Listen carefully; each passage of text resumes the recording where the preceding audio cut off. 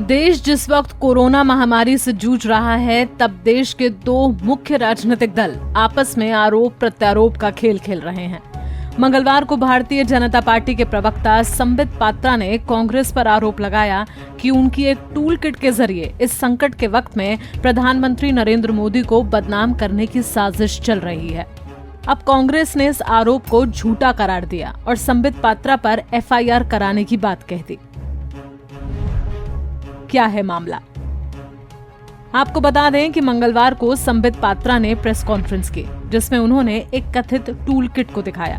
पात्रा ने दावा किया कि कांग्रेस ने महामारी के समय टूल किट के जरिए सरकार को घेरने के लिए विभिन्न माध्यमों से देश में भ्रम की स्थिति पैदा कर राजनीतिक लाभ लेने की कोशिश की और देश को और प्रधानमंत्री नरेंद्र मोदी को बदनाम करने में लगी है।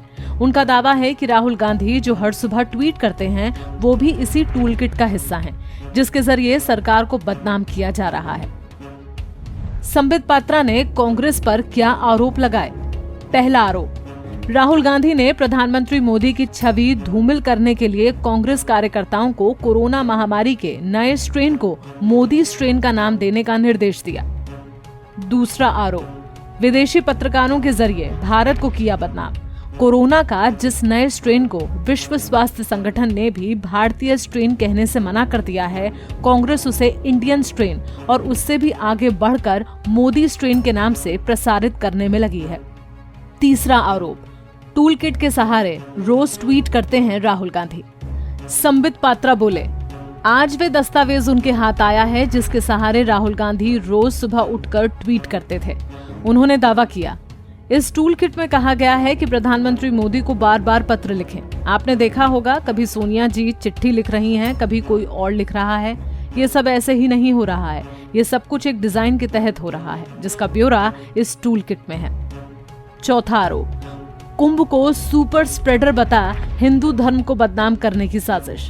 संबित पात्रा ने कांग्रेस पर आरोप लगाया कि टूल किट में कुंभ को सुपर स्प्रेडर के रूप में प्रचारित करने की बात की गई है।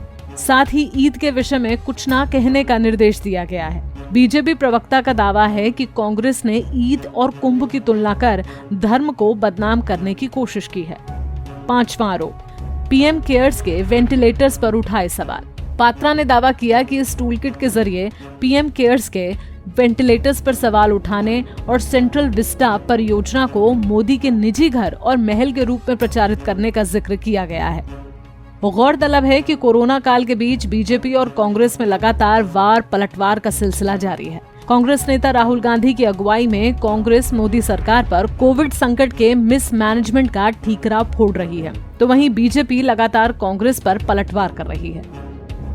Bureau report, Punjab Kesari TV. हमसे जुड़े रहने के लिए हमारे YouTube चैनल को सब्सक्राइब करें और नई वीडियो की नोटिफिकेशन के लिए बेल आइकॉन को दबाएं।